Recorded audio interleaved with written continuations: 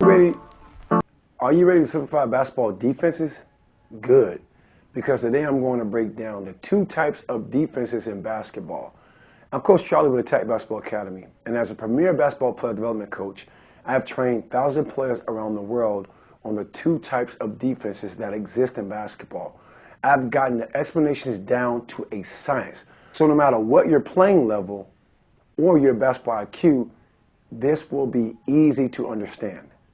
So in this video today, I'm going to tell you what the two types of defenses are and why knowing them will take your game to the next level. Next, I'm going to show you the secret trick to dominating zone defenses. Last, I'm going to give you little-known ways to use man-to-man defense to lock your opponent down. And on top of that, I have a bonus that I'll give to you, but only if you stick around to the very end. Let's get right into the two types of defenses and why knowing them will take your game to the next level. The two types of defenses that exist in basketball are zone and man-to-man. Right? Zone defenses and man-to-man. Okay? First, let's talk about what zone is. Right? Zone is where what you're really playing is an area. Okay? You're not playing a player, you're not a person. You're playing an area, and so what I tell players, very simply speaking, again, whether you have just started playing basketball or you've been playing this game, you're really good at it, especially on the defensive end, it's an area of responsibility. It's something for you to handle. Right? Giving you a simple example, here's a zone setup, right? Let's say this is a basic 2-1-2. We're guarding the wing areas. There's an area responsibility for every player here. The person in the middle, their responsibility is when this forward, we call these our forwards, when they go out because the ball is this low in the zone, right, this person has to cover. They got to drop, right?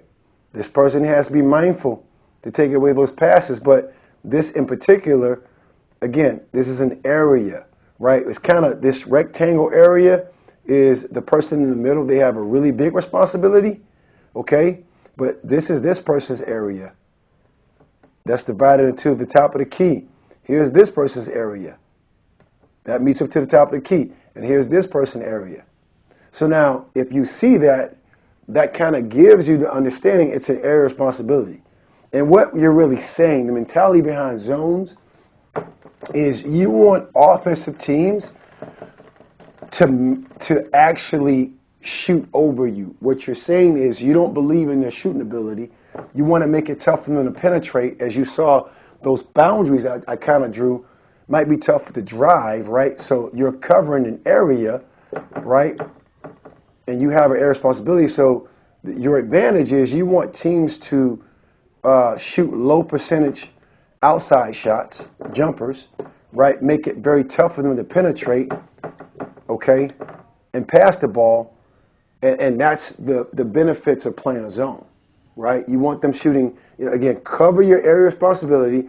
You want them shooting low percent shots outside, make it almost impenetratable to go to the middle, to penetrate the gap, so to speak, and then make them shoot tough shots, right? You're not going to make anybody miss all the shots. You're going to make it tough. Just make it difficult. Again, with the shooting percentage is low.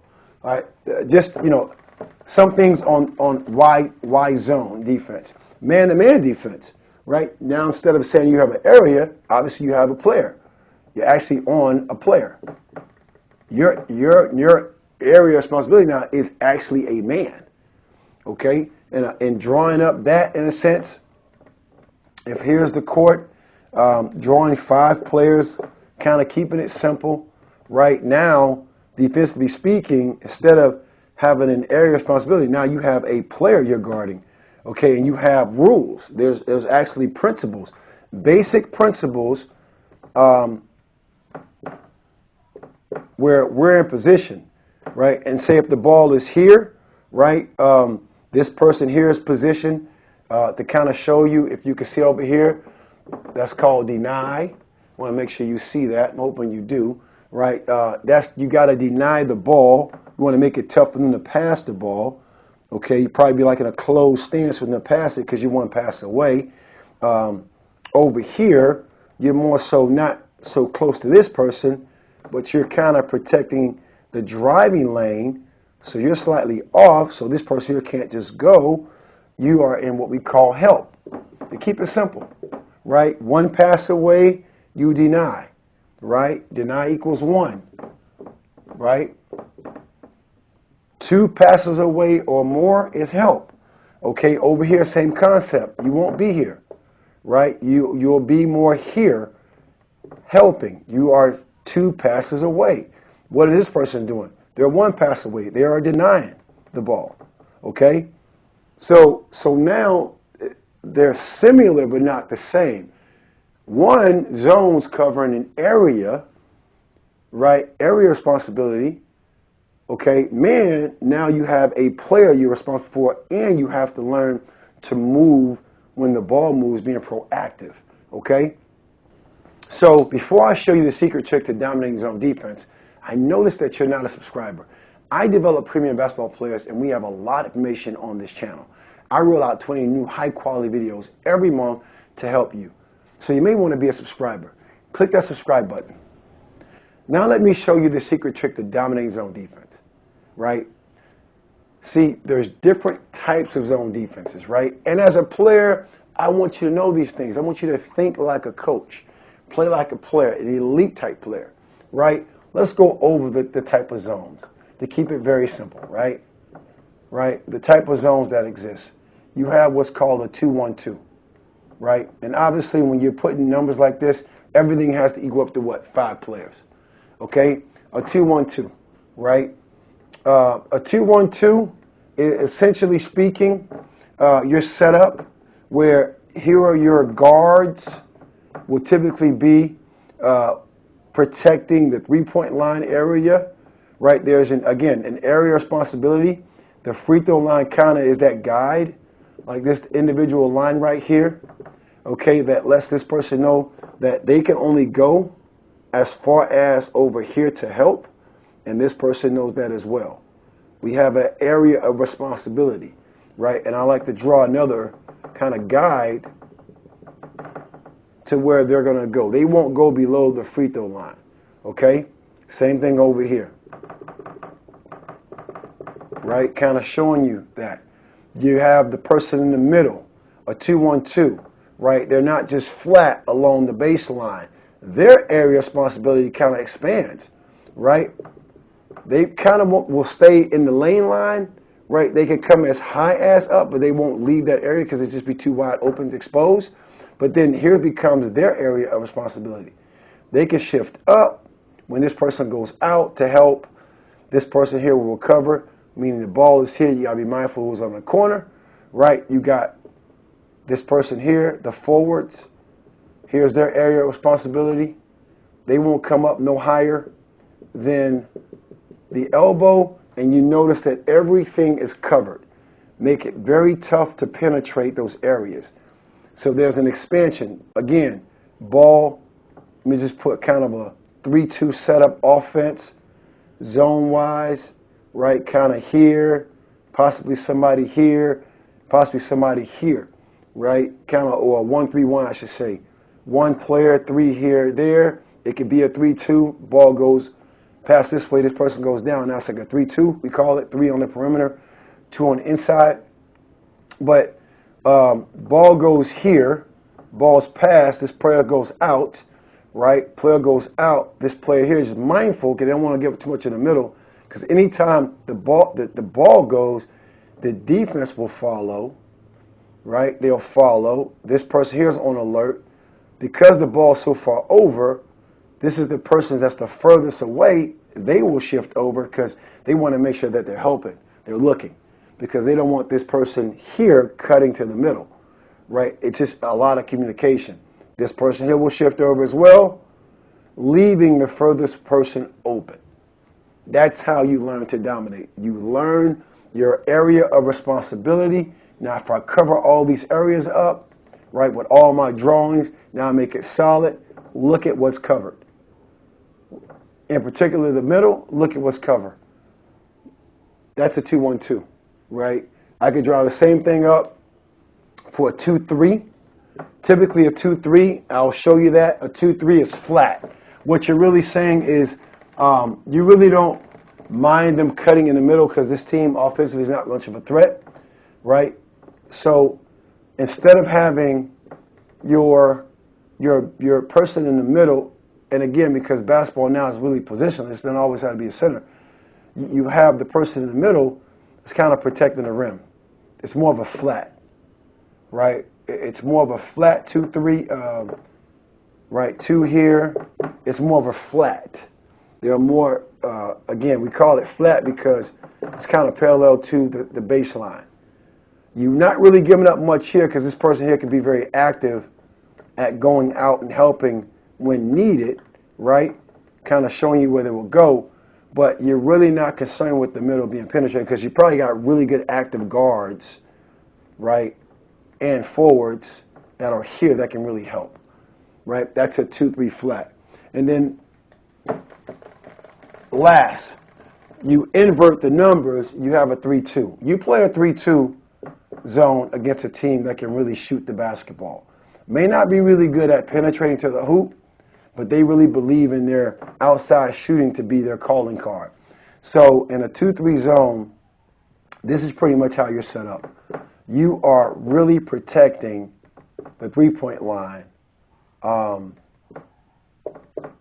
this team here can really shoot it. You play a 3-2, they can really shoot the basketball well. You don't mind them looking to put the ball on the floor because you really believe in your players being able to help, okay? But when you play a 3-2, you're really trying to stop this team who can really shoot it. You want them to see if their next play is they can penetrate these gaps. But again, because of areas of responsibility, like a man in a sense, right? Let me just kind of put a 5 out. Team can really shoot it.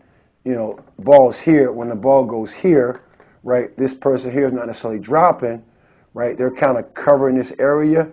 This person here is shifting over, and this person is shifting over. So you're always just showing help, and this person here is closely out to kind of take away that pass. You want to leave this person open, the furthest skip, so that everybody could do what? Shift again. Typically, those are the 3 zones I want to share with you. You have a 2-3, you have a 2-1-2, a 2-1-2, a 2-3, and then a 3-2. Now that you know the 2 types of defense, I want you to go comment below with either zone or man-to-man to let us know which one is your favorite. Go ahead and drop zone or man-to-man in the comments below. Now I'm going to share with you the little known ways to use man-to-man defense to lock your opponent down. Now, there's different strategies when we talk about man-to-man defense, okay? So first, the principle is as the principle is, right? The whole point of playing man is you want to take away all aspects of the game. You want to make it tough, right? So again, showing a simple 5-out motion, right? You're covering the area. Let's say the ball's here, the most common place it'll start. This person here is denying, right? That's an arm out. The person's on the ball. This person's helping, right? Defensively, they're in more help position. They're denying the basketball as well, right here, right? And this person here is showing help. They're more open in the back because the more open I am, the more you see. If you have that ball top of the key, like you are home watching me, the less likely you're going to be able to just to penetrate and just get to the basket without probably trying to kick it out, okay? They're more open. They're more closed off in a denial stance, right?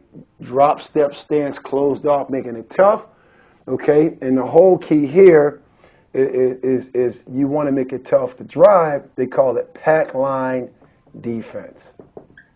You're packing the lines, making it tough to penetrate. You try to drive, this person's coming over to really help. And another key here, you want short closeouts. The shorter your closeouts, the tougher it is for offensive players to make moves. The longer your closeouts, the tougher it is for you to recover. So the whole key to pack lines, you want short closeouts. Try to penetrate, sword fight we call it, right? You want to come over, bring your body to your teammate's body when you're helping, right? Your teammate This area here is covered. They got to pass it out, short closeout. You're there. Now this person's denying. This person's denying. This person's in help. This person's in help. Everyone shifts when that ball moves, right? It's almost like a line. That's the purpose of pack line defense, okay? Pack line defense. You want to make it tough for them to penetrate, get to the basket, right? Let me give you one more type of man-to-man, right? One more type, right? One more type of man-to-man is here. Drawing my court. Here's my setup. Draw five out again, keeping it simple, right? Now, this is more, you want to give up the pass, but you don't want to give up penetration. So, in a sense, this is kind of the setup. Everybody now is in an open stance. So this will be like open. That'll be closed. Everybody now is in an open stance. Still, obviously, you're on the ball, but you're showing there's no opportunity to really penetrate, right? An open stance, you're more so making them pass the ball, making it very tough. When you're in a closed stance, right, you're more so playing the man, right? More so playing the man, you're more so playing the pass, right? So it's easy to pass the ball here, but it's tough to penetrate. It's easy to pass the ball, but it's tough to penetrate because, again, as soon as you do, this person's coming up over. It's a sword fight game. This person is help. They're dropping their help to recover, right? This person here playing defense is going to be in position. This person here shifting over. So, again, you got this line in the middle, right? Right? So again, it's tough to penetrate. So even though it's not necessarily called anything per se, but you see it all the time. You see teams playing defense. You think, okay, why are they not denying the ball? Well, they're not really denying the pass. They're not really denying the pass. They're trying to not. They don't want to give up penetration, and they want short closeouts. They want you to over penetrate, because once you get in this area, once they funnel you, you get here. Everyone's dropping the help, making it very tough for you to pass out, right? All of a sudden now you're rushing shots, you're shooting low percentage shots offensively, all because of what they're doing on defense. Let's keep the momentum going with that bonus I mentioned earlier. We covered a lot in this video, and I want to make sure I'm really helping you out. So I'd like to offer you a free gift that covers all the must-know basketball principles and in what situation to apply them. This is a powerful guide of best practice tips and skills empowering you to take charge of your game. Just click the link in the description below and you can download the guide I put together as my gift to you.